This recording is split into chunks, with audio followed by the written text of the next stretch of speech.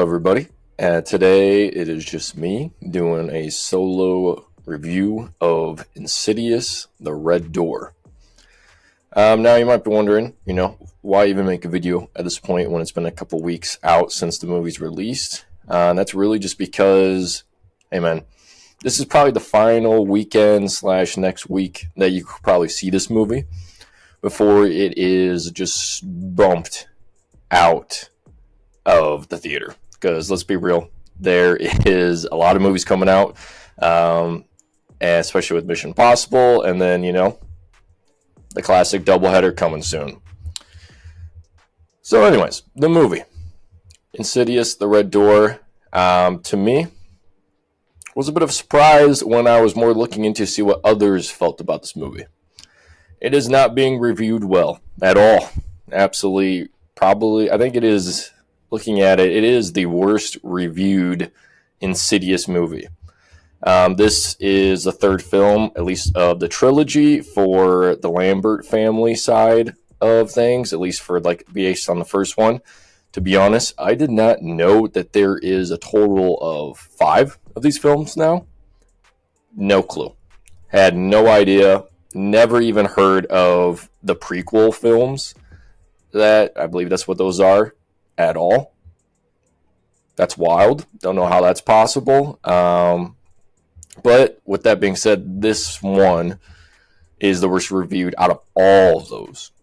So now I could see where some people don't like it. Let's kind of just jump into things. Obviously, it's going to be a spoiler review, but hey, at this point, if you haven't seen it, you're just kind of looking to see why you should watch it. And already right off the bat, you're probably just thinking, what the hell? I ain't seen that shit. And hey, you're valid for that a little bit. Even though I liked it. I enjoyed it. I had a good time. But also I think it's because this movie, 100%, you have to see in a theater. If you don't see it this weekend or next week, do not even bother watching it. Because then I guarantee if I rewatch this film, just on a TV, and with, TV audio type beat, not the actual theater surround sound, you will not enjoy it as much. And I would not have enjoyed it as much. I definitely would have probably been middle of the road for my review of it. All right, anyways, this film kind of starts off rough, I will say. And I would say if it kept that pace, I would be with the people that gave it a 2.7 it has for at least Google reviews. At least initial ratings on there. And IMDb has it as a 6 out of 10. Which isn't too bad. I mean, that's above average. That means you can enjoy it if you see it in a theater. It starts off rough. It does a lot of kind of rushed character building in the beginning, like the first 20 to 30 minutes of the film. It kind of has this weird balance of, dad-kid issue. Kind of does that classic cringy, it's a broken family kind of character building dynamic in the beginning, which is so opposite of what the first 2 films you got. Like, it was kind of off-putting. It was like, what the hell happened for such a big character shift, especially in the main character, Josh, and his wife. Those two were definitely so strong together, especially with the kids. I mean, he is the hero dad and then hero mom. And in right off 30 minutes of film, Josh is just kind of unbearable and very unlikable. Not giving off nice Josh energy there. But it saves itself, I mean, it was trying to do something that it's hard to do in one film when the past 2 films didn't have any of that, so there wasn't any kind of build up towards it. They're trying to go like, hey, he lost his memory, so he's really struggling with that deep darkness that's within him, wanting to try to break out, and so that's why he's been acting weird and foggy and stuff. And instead it kind of just like, man, I'm foggy. I guess this is why I'm a dick. And that's kind of how it comes off. So that was rough. First 20. However, where I feel like the strongest part of this film, especially if you got a theater that has nice audio, which I luckily was a part of, is yes, this is definitely the classic just jump scare horror movie. And instead of kind of like more creepy, eerie type beat, it has some moments of that. There's one moment where he gets a CT scan, and that was fantastic, I thought. especially with the audio, where it's like, okay, come on, dude, just fucking hit me with it. I'm ready. Just hit me. And otherwise, it is a lot more jump scare-ish, which, of course, now it's hard to enjoy that with how many horror films we've dealt with. And it is a PG-13, so then horror film, so you kind of lose that extra scary aspect when you don't so you kind of have to rely more on just jump scares. Now, but I think they do jump scares well. And what I mean by well is it doesn't give you a break. When there is one jump scare, a lot of times what I hate with horror films is they'll just do a jump scare and you're at that top, okay, boom, they got you, and then instantly it's down. It's like, oh, it's over. Like, any scary moment is over. It's it. The jump scare is over. Whatever action just happened is quickly gone. No intensity, no lasting intensity. In this film, the jump scares, almost every single one has a lasting intensity, except for like a few. Like the CT scan one wasn't one that lasts. But what they kind of do when they do those shorter jump scares is they go and they switch from Josh the dad, he gets a jump scare, and where it's intense with him, to straight to the son Dalton, and then boom, he's in danger, boom, he's getting a jump scare. So you don't really, if it gets you in that first one, you're not getting a break.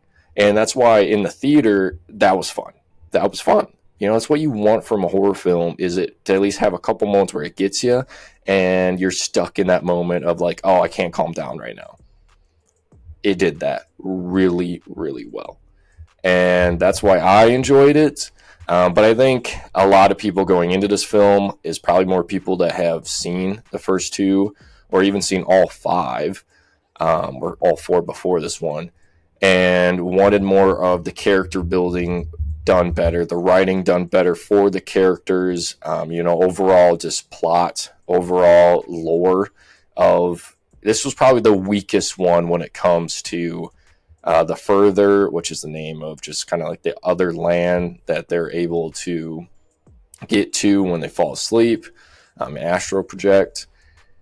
It is the weakest one when it comes to really lore building of that. The most lore build you get is learning about Josh's dad, which is cool and has a nice touching moment at the end. That's fun. When it comes to Josh, I did like that. And I wish that was explored a little bit more. It was kind of rushed of like Josh's dad's story, what happened with him. But I see they almost landed that if Josh just wasn't so... If they maybe had Josh be a little bit of just kind of like the awesome hero type dad in the first two films, it would have been a fantastic story arc for him. Because he talks about how he hates his dad and his dad wasn't there, and he kind of is becoming that in this film, but it's just such a 180 from the first two that it's hard to invest in that, and I get why people are against that. So if you're really into that, yeah, but for me, it saves itself in the theater by those jump scare moments. Of course, the main baddie, the main one that you're the most scared from behind the red door, he makes his appearance again, and he is creepy and eerie again. Love that. However, not nearly as much of them as you would expect or hope for, I would say. But that's kind of how it goes, I guess.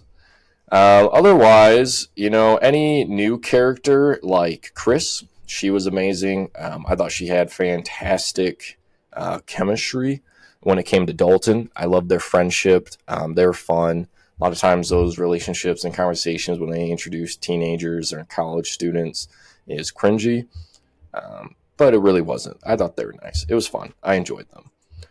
Other than that, like I said, the jump scares were solid. It kept you going, especially with the audio, really nice balance of having eerie sound and just not giving you a break. The ending's the ending of a horror film. I would say when it comes to PG-13, like I said, you can't have that gory or that really intense, just gross or hard to watch scene for horror films that can, if you have the R rating. Not any death in this film. I know, major spoiler. Not any death. And it's kind of like, okay. And nobody really, like, did you think was going to die?